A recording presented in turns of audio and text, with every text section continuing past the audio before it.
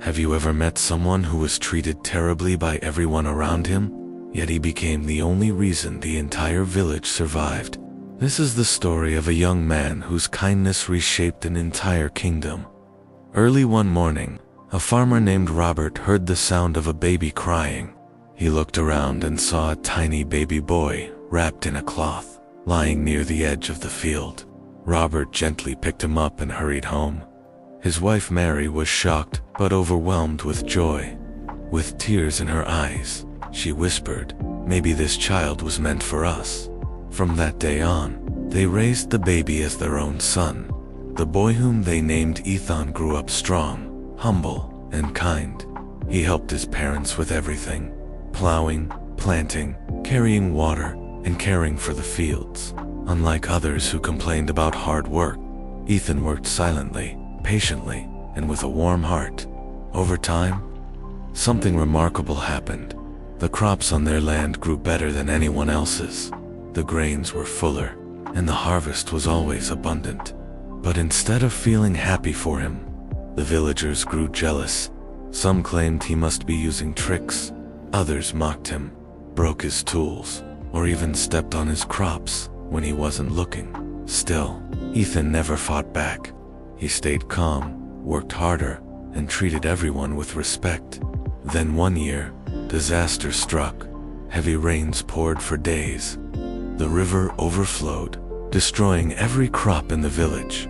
Fields turned to mud, and people had nothing left to eat. Children cried from hunger while families sat helplessly, unsure how they would survive. Only one person had food left: Ethan. He had saved his grain carefully. He could have kept it for himself, but his heart wouldn't allow it. So each night, while the entire village slept, Ethan cooked meals and quietly placed them at people's doorsteps. By morning, villagers were shocked to find warm food waiting for them. They had no idea who was helping them, but Ethan's secret kindness kept them alive. Yet even then, during the day, people still insulted him, never realizing that the hands feeding them were the same hands they criticized. One evening, exhausted, Ethan sat outside and wondered, why is kindness repaid with hurt? Why do good intentions receive pain? But someone had seen everything. An elderly man named Samuel, too weak to farm but sharp in eyesight, had watched Ethan deliver food in the darkness. The next day, when the villagers gathered, Samuel stood up and shouted, "You call this young man a liar and a cheat. Do you even know who has been feeding you every night? It's him. Without Ethan, many of you wouldn't be alive today." Silence fell. Shame washed over the crowd as they finally looked at Ethan, not with jealousy, but with guilt.